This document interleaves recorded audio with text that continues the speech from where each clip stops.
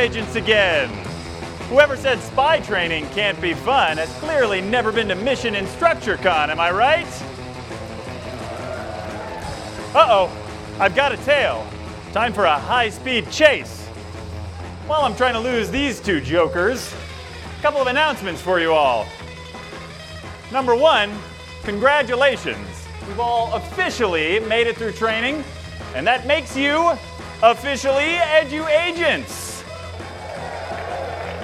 Now that means you'll be trying to lose villains like these out there in the field, but it also means that you get to celebrate tonight at the Groovy Gala, baby, yeah!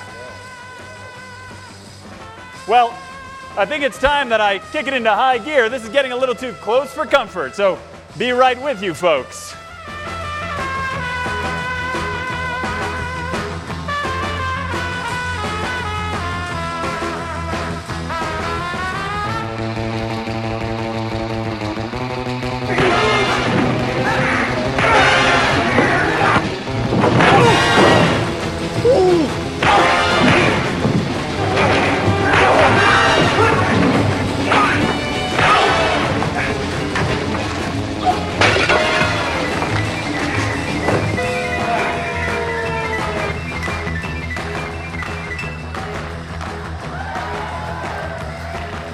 I almost forgot.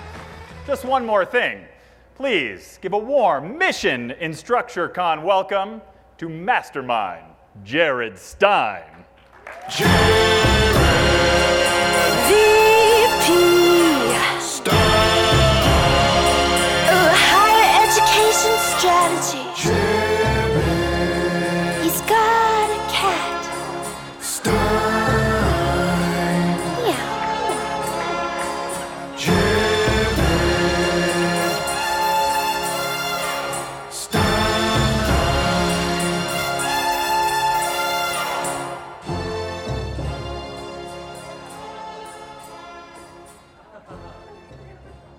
Welcome to my secret research facility.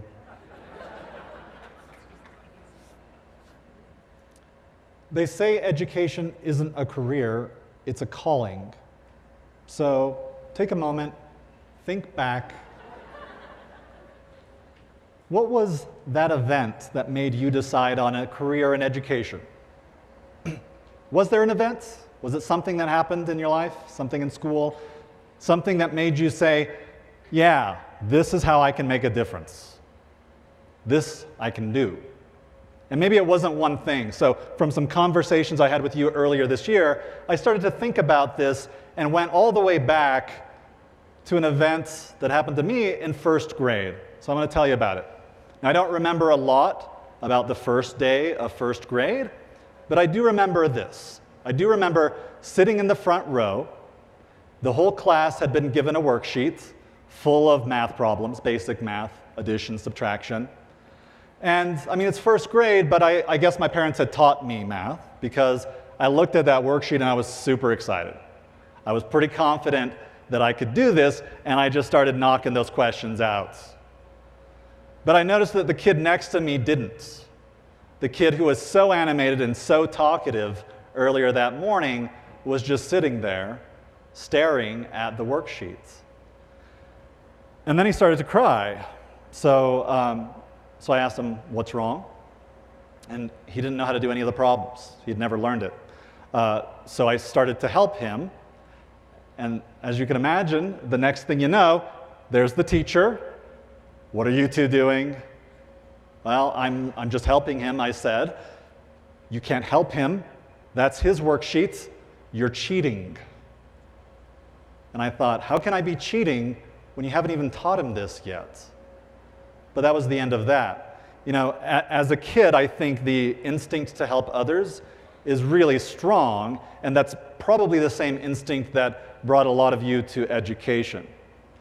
And in hindsight, you know, that worksheet, it was probably some kind of diagnostic. I didn't know it at the time. All I know is that in that moment, it felt really wrong for me, for this kid, to not have a chance to participate, and in fact, to feel helpless and probably demotivated just because he hadn't yet learned what I had learned. And I didn't have a word for it at the time, but I did recognize in that time, in that moment, that all students start at different places, no matter what the subject, no matter what the grade. And yet, active participation by all students is fundamental for motivation, for progression through school. You know, they say you can't win if you don't play. You certainly can't win if you can't play. Now, we're going to talk about participation today. Usually, when teachers talk about participation, and in fact, if you were to do a Google search on participation right now, most of the articles would be about oral participation, classroom discussions. How do we get students to participate more in our classes so we don't have to talk so much? How do I get that one student to quiet down a little bit so maybe this other student could speak up? And how do I get those two students in the back to pay attention and not be on Facebook? So class discussions, though, they're really just one example of the kind of participation that we should care about. But they're also the most obvious example to me of how technology can make learning more participatory. Usually, when we think about online education, our minds go toward discussion forums, because that's one of the tools we can use to replicate that class discussion. And when we ask a question to the class face-to-face, we only have a few seconds, of course, for students to think in their mind what the answer might be, raise their hands. And we might call on one or two of them, but we don't have time for everybody. Online, of course, you can give them as much time as you want so that every student can participate. And even they can refer to reference materials, other sources, and prepare their answer. And then, of course, for us, we can track that participation much more easily. So it's a pretty fundamental example. I know you guys have all thought about that. Today, we're going to look at some other ways that Canvas can increase participation. And as we do so, we're going to look at how something as simple as participation is actually fundamental to the kind of learning engagement that leads to student success. So how many of you guys have been to a Canvas Con this year? Hands? Hands? Yeah. Okay, a few of you. So if you have, you know we've been talking about student success. I specifically have been looking at student success and how we can impact it as educators, as teachers, as designers, as Canvas technologists. But usually when we talk about student success in K-12 or higher ed, we're talking about it as a business conversation. We're talking about it at the enterprise level. And we look at these four stages, right? How do we give students access to education? Do we have the resources to let all the students we want to educate come into our doors? And then, can we set them up with a path and a plan and the kind of learning activities, the kind of engagement that will get them directed toward completion? Completion. Is it a plan that we've set for them that will help them finish on time and in college, hopefully without a lot of debt? And is it a completion plan that leads them to where they need to go next? More and more student success cares about post-grad, whether that's high school to college, college to university, or onto your career. So we care, all of us, I think, about student success at this level. But because so many of us in the room today are educators or designers or advisors, day to day, day in and day out, I want to focus on engagements, right, where the action happens. And if you recall Josh's keynote, he spoke about the importance of having a reference point. So we're going to keep student success in our mind as the reference point as we look specifically at course level engagement. So what does this word mean? I mean, everybody uses engagement, sometimes in different ways. It's kind of fuzzy. Let me give you a little bit of detail in terms of what we've found. Engagement has three main elements. There are some observable behaviors. That's like participating in a discussion. But there's also some internal states involved in engagement. Those are the cognitive or emotional states of curiosity, of motivation, of enthusiasm. And some of these we can start to get a sense of through technology. But for our purposes today, I really want to focus on the action of behavior and the motivation of that emotional state. So let's call engagement motivation and action. You don't have to go deep into the data to see that engagement in our classes is consistently linked with achievement. Students' level of engagement tends to correlate with their likelihood to complete, as well as with their grades or their GPA. So it's probably no surprise that students who say they are engaged are 1.5 times more likely to complete high school. Whereas students who show low engagement are 25% more likely to drop out of high school. And in one study of college students, they took an average of 1 extra semester to graduate. That same study of first-year college students from 2009, it showed that students' sense of engagement in a single course can predict their degree attainment. Now, we don't know in that study if it was the teacher that affected their engagement, but we do see plenty of evidence that teachers matter more to student achievement than any other aspect of schooling, and that their effect is persistent. So I just want to remind you, even if we only have a student for 1 year or 1 semester, the things that we do to foster engagement can have a lasting impact. Something else to consider, there's evidence from students' sense of engagement that it compounds over time. Those who are engaged tend to become more engaged, like a snowball, whereas those who are not so much engaged tend to become disengaged over time. It's kind of like rich get richer, poor get poorer. And this kind of makes sense, especially if you think about the traditional classroom. Who remembers this kid? Some of you were this kid, I know. There's evidence that children who are naturally more engaged or come into our classrooms more engaged tend to get more of our attention. And we support their progress because that's satisfying to us.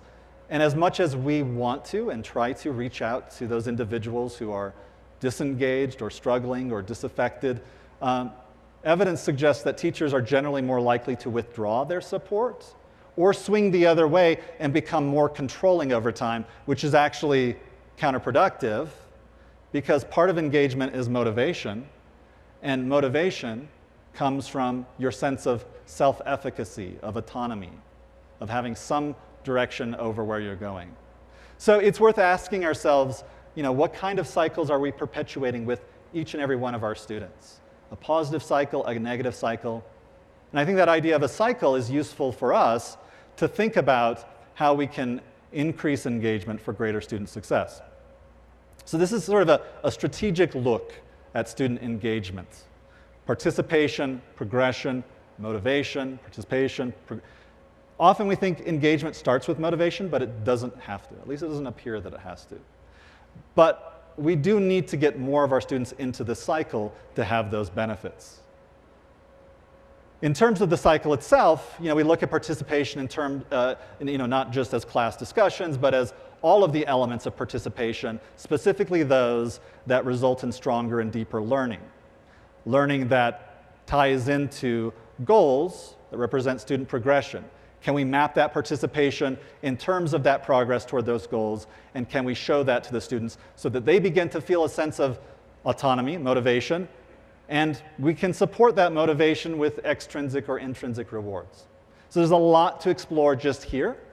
I want to show you a few basic examples of how Canvas helps, and then we're going to focus on participation specifically. So with Canvas, let's start with participation. Okay, there's online discussions, but what about modules or mastery paths? In my story at the beginning, I talked about a student who couldn't participate because he didn't have the background knowledge. So if we make modules available with some flexibility, or even design specific paths based on what students know, we can help more students participate in learning of some kind on that path toward our goals.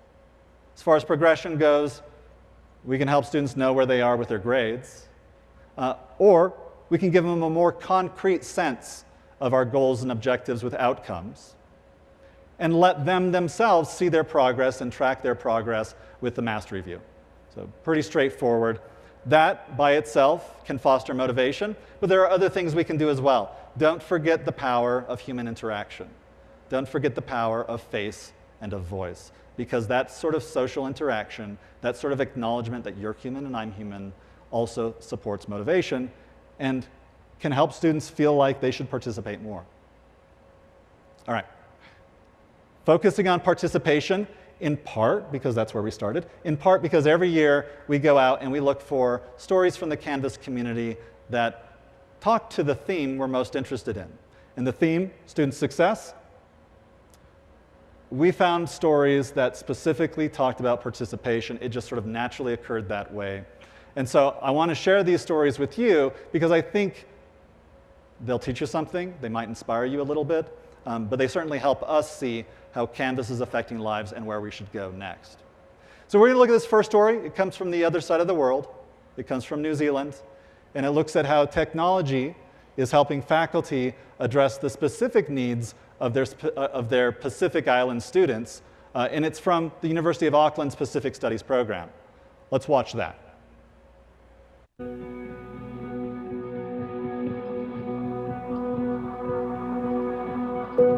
We have many inherited challenges that are not educational challenges about poverty and lack of access to education.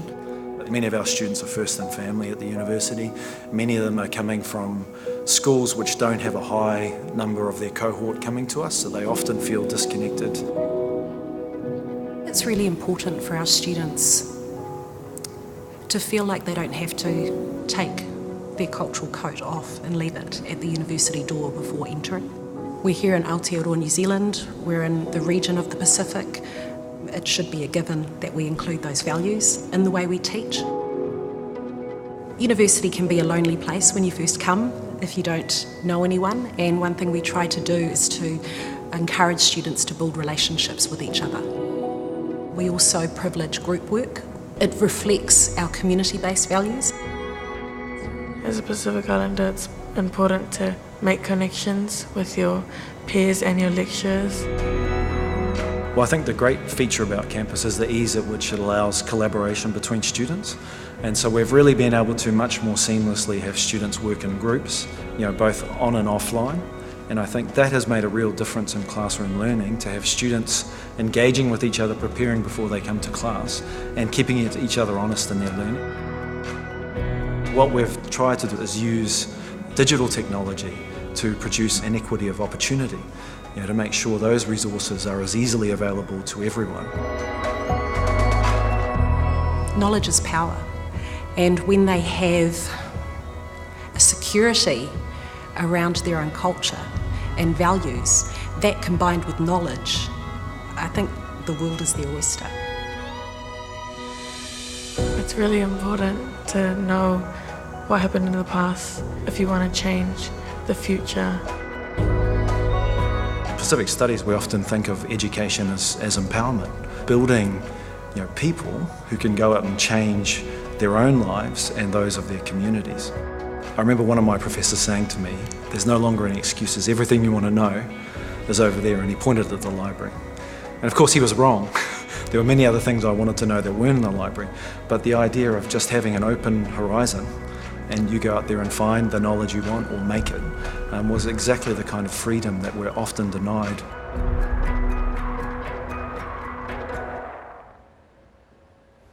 So in the video, Damon expressed what I think remains a central challenge for all of education. How do we produce an equitable ground for students to engage on when we know they don't come from equitable backgrounds? So I don't have the answer. It's a really big question. Even if I did, we wouldn't have time for it today.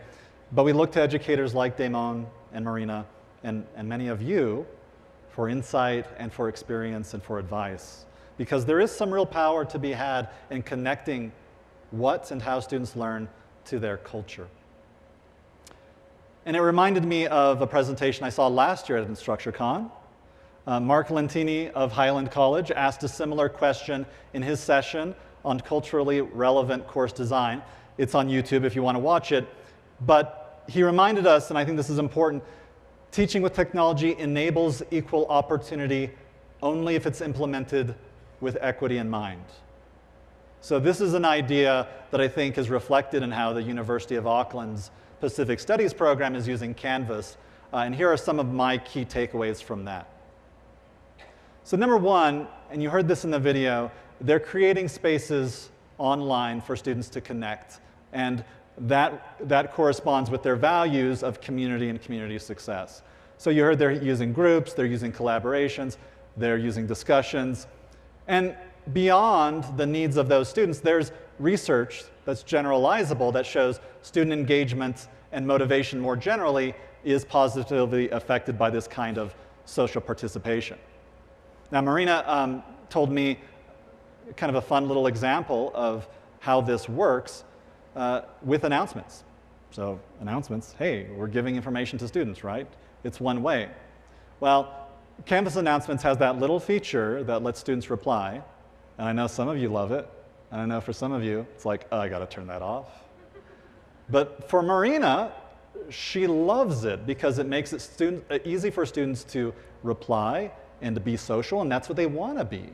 And for me, when I taught, I loved it as well, in part because I didn't have to go into the inboxes. It was all right there. It was permanent. But also because students tend to answer each other's questions. And that's great. That's a nice way to offload. Two, now this is more implied in the video, but a lot of their students commute back and forth between campus. And so there's this time where most of them do have smart devices, phones, where they can interact with, engage, consume materials, whatever it is that we design and put online for them. One of the things they told me too is that a lot of their students don't have computers at home, don't have laptops, and they rely upon the mobile app to engage when they do have those opportunities, to participate when they're out and about. And then finally, and this resonated with me really strongly because I think a lot about blended learning, they understand and they are leveraging the differences between face-to-face and online modes of interaction. The differences. I think for a lot of teachers, when they first start looking at using technology for online courses, for blended courses, our mind immediately starts to ask, how can I do what I did face-to-face online? And sometimes that works, but oftentimes it doesn't because there are real fundamental differences in these modes of communication, and we should take advantage of them. So let me go into one example that Marina shared. There's a cultural value of respect. I can't pronounce that. And Pacific Island students respect their professors because of the authority, the age, what they've accomplished. And she said when faculty have face-to-face office hours, well, though their students like to interact face-to-face, they tend not to ask the kinds of questions that they really need to ask with the kind of candor that they need to ask because of that respect. Now, we've probably all experienced that technology can have a little bit of a distancing effect. And so she remarked that, students feel much more comfortable replying to comments in something like SpeedGrader or in the announcements. Because the technology does create that little sense of distance, they can still have the value of respect and get their questions answered. So sometimes simply allowing for alternate modes of communication or interaction can make the difference in whether students feel like they can participate, or sometimes whether they can participate. And that's actually the key idea in our next story, which comes from the state of North Carolina, right here in the US.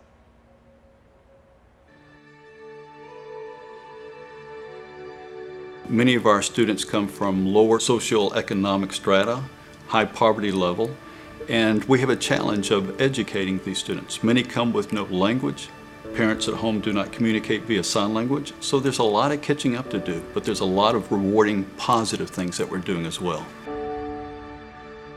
You really want students to feel empowered, and so we're really excited that the students have the opportunity to be able to have their lessons available, have their assignments available 24 hours a day, every day, as long as they have that internet connection. Just being able to, do things on your own terms instead of just, when it's convenient to the teacher. You can do it just about anywhere that has Wi-Fi, so you can get to somewhere private and quiet where you can actually focus. With Canvas, We can ask questions and ask the students to reply, videoing themselves through the iPad signing their answers, and post those on Canvas. I strongly believe in a bilingual approach. The students at NCSD, they're learning to sign ASL, and they're also learning to use English through reading and writing. The students are more motivated because they have a clearer understanding of what's going on. With technology, it's a lot more clear and helps motivate them and get them involved. They teach us how to be self-learners, how to be more independent. There's modules that we have to follow. When I first got here, I was pretty behind. The other students were way more ahead of me. But with Canvas, I was able to pick it up and I was able to catch up with them. So now we're all on the same module. My hope is for technology to become easier for the hearing and the deaf to meet in the middle, in the gap. There's usually a large delay for deaf students, and I believe that technology will help us equalize that. My goal is for myself and for the deaf community too, that we can show our skills. That way people can look up to deaf people and applaud the deaf community. That way we can help change the perspective and the hearing perspective on the deaf culture. I have a passion to work with the students because I'm deaf and the students are deaf. So I'm showing them that they can be successful. They can be just like me, they can be successful. You know, we're all the same, and if they want it, they can do it. You know, they can fly, they can soar, they really can, and I want to see that in them. And my message is that all students can learn when they have the tools and the resources and the time. Times are changing, and they have so many more opportunities than people had, you know, even 10 years ago. There's no ceiling. They can do amazing things if we just give them the tools.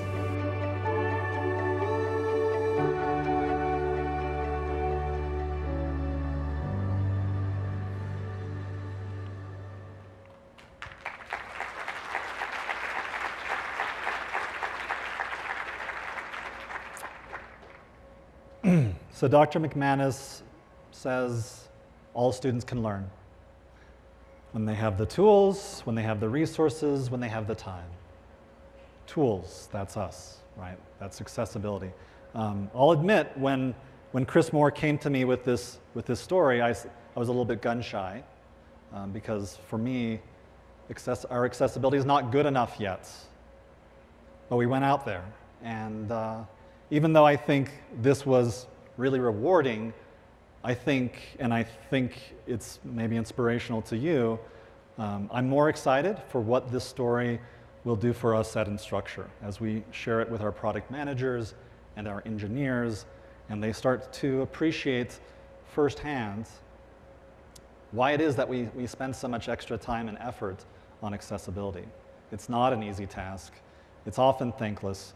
So I'm very glad to share this story with you. All right. One of the things that the video talked about is how important it is for these students to feel like they're able to do things on their own term. That goes back to that sense of autonomy. But in addition to the tools, the students need the resources, they need the time, and that's where you guys come in. Universal design, you all know about that, right? David Bird in the video talked about his belief in a bilingual approach, but what he didn't communicate, and what I learned from a couple of the students there, the North Carolina School for the Deaf, is that ASL isn't their first language, and English isn't their second language, but it's often their third and fourth language because they came from out of the country. 2 students came from South America where Spanish was their first language, Colombian Sign Language was their second language, ASL was their third language, and English on top of that. But they were able to catch up because the teacher made their lessons available as modules. So what they didn't know, they could learn. They had some flexibility. They probably had to work a lot harder, but they're catching up. They're on target. So that's number one, flexible pacing. Let's help those students catch up. Number two, ooh, big word, but I love it, multimodal communication. Having different means of communicating or interacting, not just at different times, but sometimes at the same time, right? So the advantage of having multiple modes of interaction is really at its core usability, because the weakness of one modality can be offset by the strength of another, and that can be customized to you depending on what your strengths and weaknesses are. And that leads me to the last point here. Assess what you intend to assess. This is a classic educational challenge, assessment validity. If we don't actually measure what we intend to measure, if we let some other factors get in the way of that measurement, then our results can be invalid. Now, what's irrelevant in one course may be highly relevant in another. It all depends on your course objectives. But if we're measuring students' understanding, let's make sure we're not accidentally measuring their communication in a given mode. And if we are measuring their communication or their language, let's make sure we put in some flexibility or accommodations so every student can participate.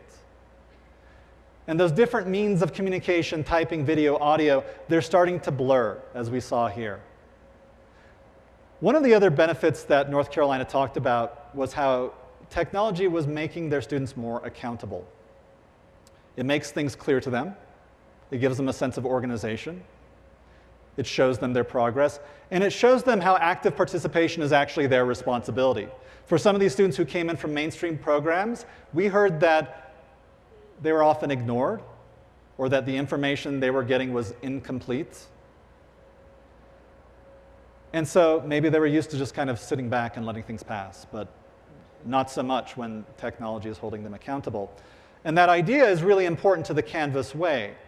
You know, from the beginning we believed that in addition to making Canvas easy for teachers and faculty to adopt, Canvas should make as much of the learning process clear to students as possible, and even give them tools so that they could be able to take charge of their learning regardless of what the instructor does. This is so they can self-monitor their participation, and as they progress, develop a sense of autonomy, and that's going to amp their motivation. So yesterday, in Mitch Benson's session, I think you saw a little preview of new analytics. I'm super excited. But I'm more excited for what we're going to work on next with new analytics, which is the student-facing view.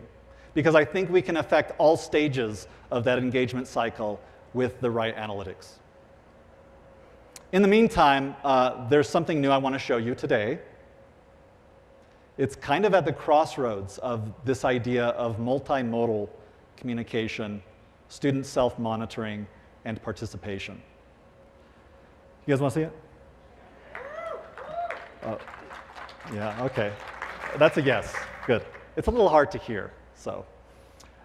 Before I do that, though, I want to kind of take you through the path at which we arrived at this, because you know, I've been with Instructure 6 years, and I like the way we do things. Even though there's always room for improvement, there are some things we do consistently that yield good results. So this idea first started germinating about a year ago. Our engineering department twice a year has this thing called Hack Week, where for a full week, all of the engineers can work on whatever projects they want. It's got to be Instructure related, but whatever projects they want. And at the end of the week, they record their project and they show it to the whole company, which is always exciting for us in product, because we're always like, oh yeah, we gotta put that into production. And sometimes these projects are a little bit crazy. Sometimes they'll hit on things that are already, you know, in the roadmap or in the community forums, but oftentimes they're just kind of, yeah, that's a cool idea. So that's where this idea started, and when I saw it, I thought, oh gosh, I really want to show that at InstructureCon next year. Let's cross fingers.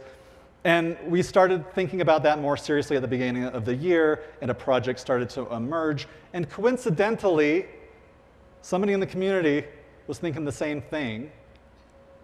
This guy named Edward Wu created a proof of concept and shared that in the developer forum. If you saw it, don't spoil it yet, right? And we didn't want to rain on his parade because it was pretty cool, but we did kind of in the back channel say, hey, we're keeping it secret, but we're kind of working on this too. And that's where this team comes in.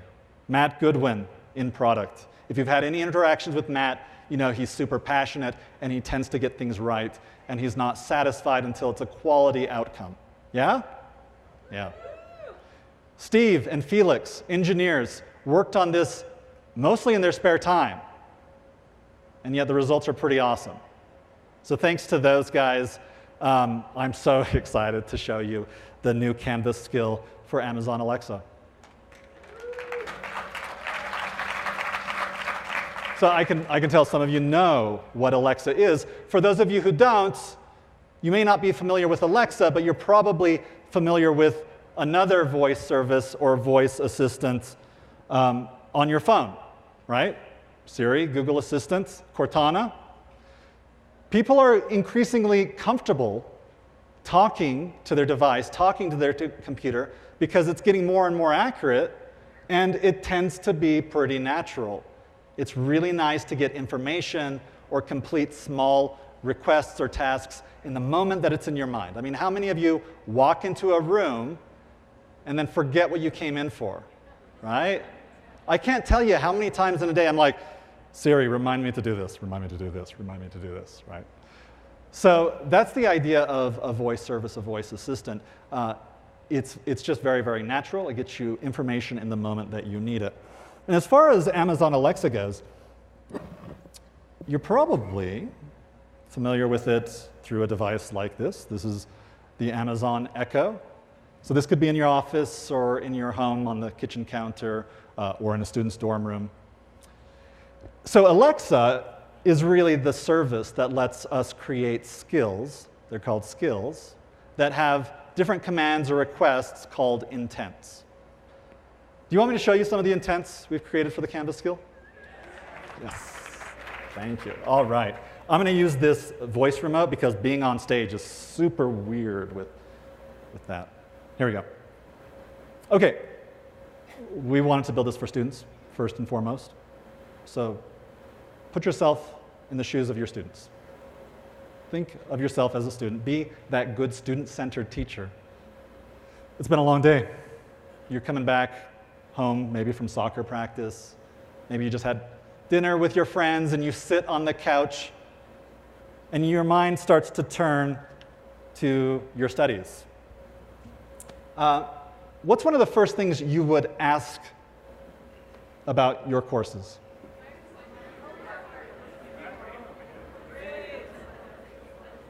I love all those. There were way too many. That's great. But I did hear grades super clearly, so let's start there.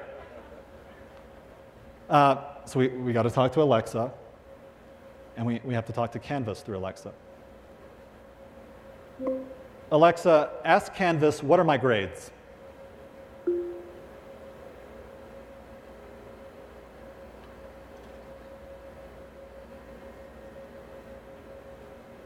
Here are your grades. For 20th century American fiction, your grade is not posted yet. For Algebra 2, your grade is 70. For Intro to Geology, your grade is B. Anything else? No. So she's a little slow because she's on the Wi-Fi. Are you all on the Wi-Fi too? How many of you are on the Wi-Fi? Okay. Okay, so we got our grades. As a student now, what else might we ask? We know what our grades are. Due today? Due tomorrow? Well, let's do that one. You know what? Before I ask what's due tomorrow, let me ask if there's anything missing. Yeah. Because sometimes in Canvas, you can set a due date and still let students turn stuff in late. Alexa, ask Canvas, do I have anything missing? Yes, your assignment named Quiz 1, Origin of the Earth is missing. Also, your assignment named Getting Started Survey is missing, and 3 more. Anything else? What was my grade in geology? For Intro to Geology, your grade is B. Anything else? No. Okay, I also heard what's due tomorrow. Is that what I heard? Yeah, okay. Alexa, ask Canvas, Do I have anything due tomorrow? Here are your events for Friday, July 28th. On Friday, July 28th, Quiz 4, Minerals, Paris Expatriates Essay, Algebra 2 Polynomial Practice Quiz. Anything else? What do I have this week? Here are your events for Monday, July 24th to Sunday, July 30th. On Monday, July 24th, Introductions. On Wednesday, July 26th, Algebra 2 Inequality. Stop. Okay, so you get the idea. Goodbye. We can ask about a specific date, we can ask about the week, so we can give students a real clear sense what they're missing, what's coming up in the moment, right? Like this is the same information that comes to the mobile app. It uses the same APIs. So it shouldn't be much of a surprise, but it's really nice to just be able to say, Alexa, ask Canvas. All right, one more thing. Students probably want to know if anything's new, anything has changed. So let's do another student intent. Alexa, ask Canvas, are there any new announcements? You have an announcement in course Intro to Geology. It is titled, Sign up for your field trip group before Saturday. You have an announcement in course Algebra 2. It is titled, Algebra 2 Polynomial Practice Quiz has been updated. Anything else? No thanks. Okay, so. Goodbye.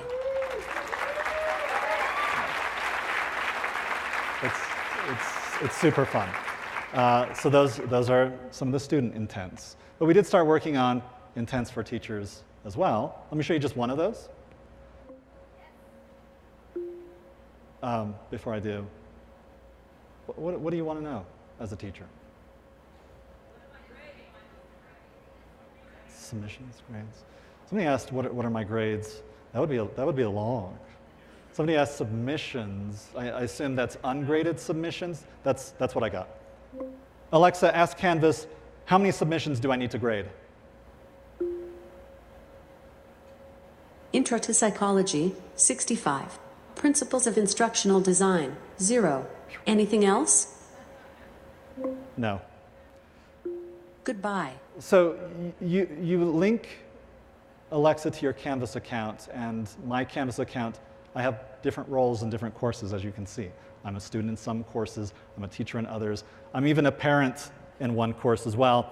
I'm not gonna do the parent interaction, but we know from our friends at Amazon that a lot of you have come by the booth to ask, when will Alexa talk to Canvas? Today.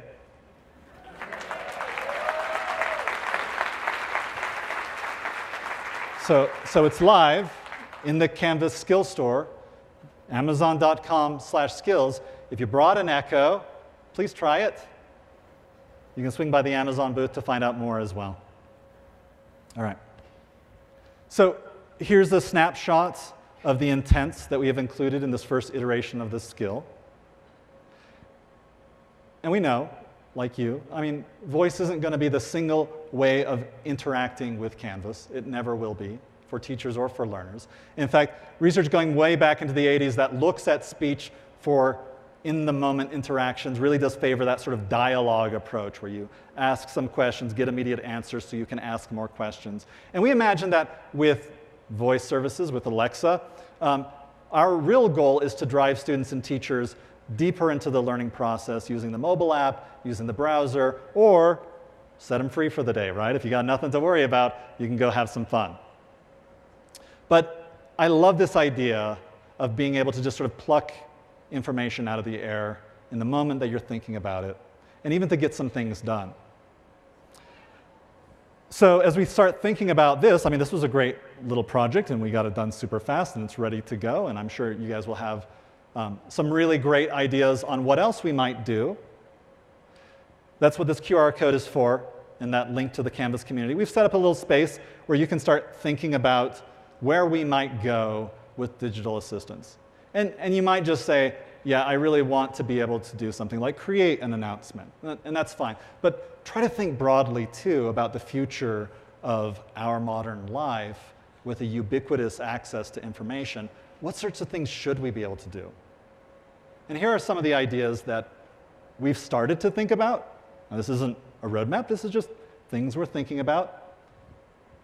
We love Amazon, we love Alexa. There are other voice services as well, other digital assistants, Siri, Google Assistant, Cortana.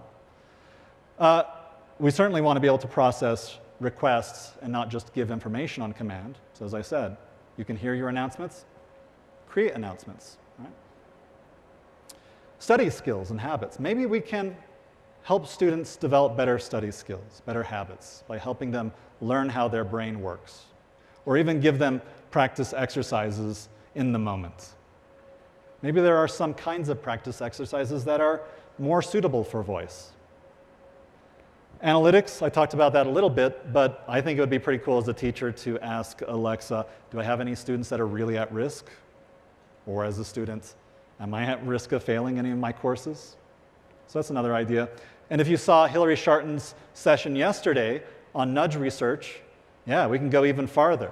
Not just asking, but maybe even getting little nudges and nudges in the moment when it's going to be most fruitful for us to act on them. So technology is becoming more responsive to our needs, and it's super exciting. There's a lot of great things ahead. This is just one way to start thinking about it. The Canvas skill, right? The stories I've shown, I hope they've stretched your imagination a little bit. Maybe in terms of what technology can do for increasing participation. Maybe even just in how we define and think about participation. Because participation is fundamental to engagement, and as the research suggests, bringing students into that cycle of engagement is where we, all of us, have the greatest power to ensure success for all learners. Success for all learners. It's kind of daunting, right? I don't want you to be daunted, because there is real power in that cycle of engagement if we can just get students started in the right way. And I can tell you that I'm counting on a few things too. If you saw Mitch McFarland's introductory session, you probably know somebody, maybe you are somebody like Eddie Aikau, who would go under any circumstance, signing up for more work than is required of you to bring that one student in. But even if you're not an Eddie, you are part of this great Canvas community, and I'm continually impressed by what you guys bring every year. So I'm counting on you to relentlessly seek out, find new methods to engage all of your students, different students, experiment, work together, work apart, but bring those ideas back, right? Share them with each other, share them with us, share them at events like this. And then finally, I'll tell you, I'm counting on us at Instructure.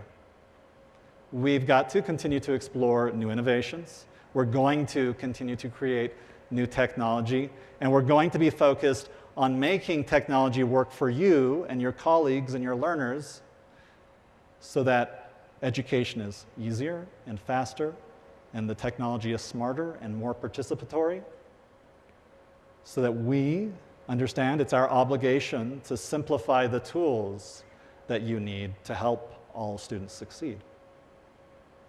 So I'll just tell you, because of where the world is with technology and where we are as a company and the things that I see you all doing together, even though I have been with Instructure almost 6 years, I've never been more confident, I've never been more excited for what we can build together. And the conference isn't even over yet, so let's go make it happen.